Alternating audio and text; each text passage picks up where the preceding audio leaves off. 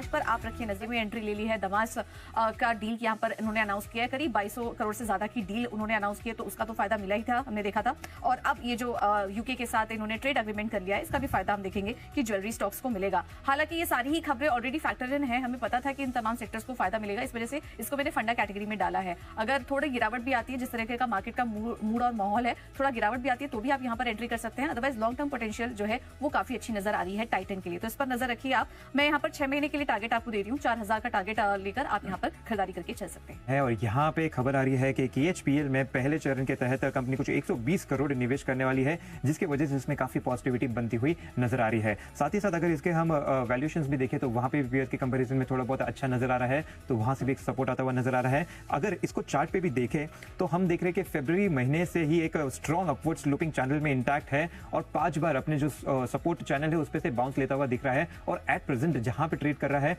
वो इस support range के पास में ही है, तो यहाँ पे से एक अच्छा बाउंस एक्सपेक्ट किया जा सकता है।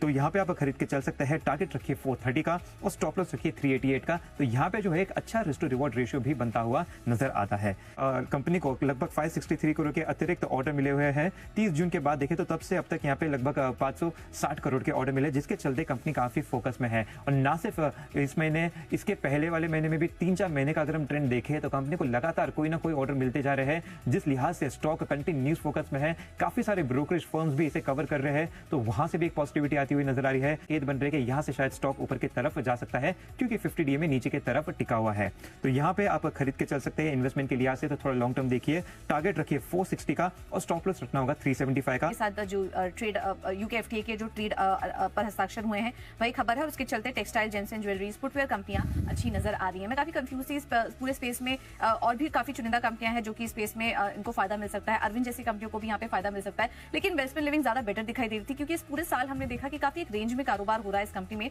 कल जब खबर आई कि हस्ताक्षर हो चुके हैं, तो आखिरी कुछ मिनटों में काफी अच्छी तेजी यहाँ पर देखने को मिली। तेजी आगे भी कंटिन्यू हो सकती है, थोड़ा लॉन्ग टर्म के लिए आपको इस पर नजर रखनी होगी। शानदार है, रेवेन्यू में 60% तक की ग्रोथ है, मुनाफा करीब 40% बढ़ा है कंपनी का, तो आज यहाँ पर तेजी करके चल सकते हैं। 832 का होगा टारगेट, स्टॉप लॉस लगाइए 807 का।